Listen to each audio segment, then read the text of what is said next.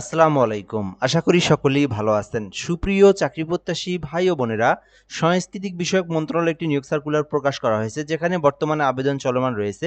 এটি সরকারি স্থায়ী একটি নিয়োগ সার্কুলার, রাজস্ব খাতভুক্ত নিয়োগ সার্কুলার। বাংলাদেশের যেকোনো জেলার যেকোনো প্রার্থী ছেলে-মেয়ে উভয়ে আবেদন করতে পারবেন এবং বলা হয়েছে যে অনলাইনের মাধ্যমে আবেদন করতে হবে। moca.teletalk.com যে লিঙ্কটা দেখতে পারতেছেন, এই লিঙ্কের মধ্যে প্রবেশ করে আবেদনটি করতে বলা হয়েছে। তো এই ভিডিওর মাধ্যমে আমি আপনাদেরকে এই সাংস্কৃতিক বিষয়ক মন্ত্রণালয়ের যে নিয়োগ সার্কুলারটা রয়েছে এইটা সম্পর্কে আপনাদেরকে বিস্তারিত তথ্যগুলো জানাবো।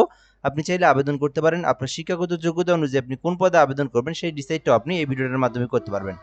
তো শেষ পর্যন্ত দেখার জন্য অনুরোধ করা হলো। আরেকটা বিষয় আপনাদেরকে বলে রাখি, সেটা হচ্ছে আমাদের ইউটিউব থেকে যারা ভিডিওটা দেখতেছেন, আপনি আমাদের চ্যানেলে নতুন হয়ে থাকলে অবশ্যই সাবস্ক্রাইব করে রেখে দিবেন। আর ফেসবুক পেজ রয়েছে আমাদের জব প্লাস বিডি, যদি এখান থেকে ভিডিওটা দেখে থাকেন পেজটি ফলো দিয়ে রাখবেন।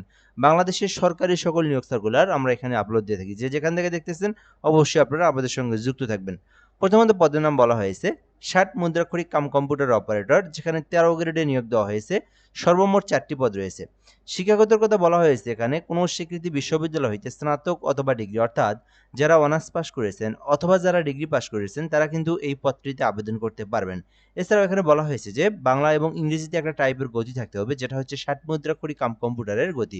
সেটা হচ্ছে ইংরেজিতে ৭৭ শব্দ, বাংলায় ৪৫ শব্দ। এই গতি যদি আপনার থেকে থাকে এবং আপনি যদি অনার্স পাস করে থাকেন অথবা ডিগ্রি পাস করে থাকেন, তাহলে আপনি উপরের এই পদটিতে আবেদন করতে পারবেন। দ্বিতীয় পদের নাম বলা হয়েছে কম্পিউটার অপারেটর, যেখানে ১৩ গ্রেডে নিয়োগ দেওয়া হয়েছে। মোট ১টি পদ রয়েছে।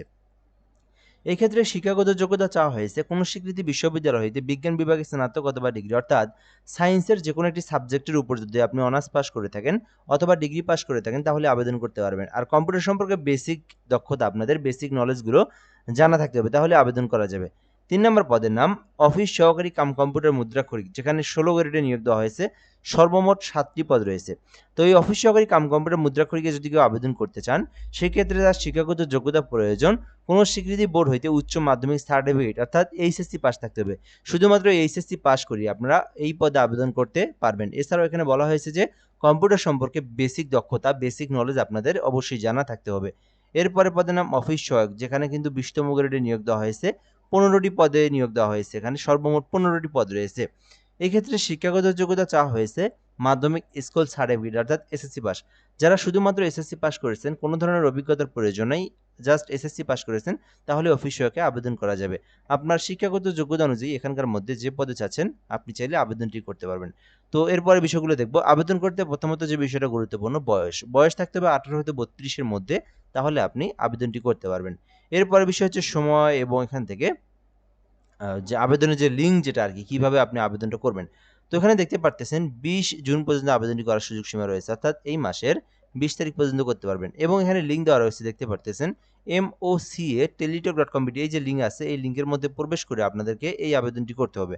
আর এখানে বলা হয়েছে যে লিঙ্কের মধ্যে প্রবেশ করে আপনার পার্সোনাল, এডুকেশনাল, শিক্ষাগত যোগ্যতা সকল তথ্য পূরণ করে এই অনুযায়ী ছবি এবং স্বাক্ষরের একটা সাইজ অনুযায়ী ক্রপ করে সেই ছবিটাকে জেপিজি আকারে এখান থেকে সেভ দিয়ে তারপর আপনারা আবেদনের ফর্মে আপলোড দিয়ে আপনার আবেদনটা সাবমিট করে আপনার আবেদনটা সম্পূর্ণ করবেন।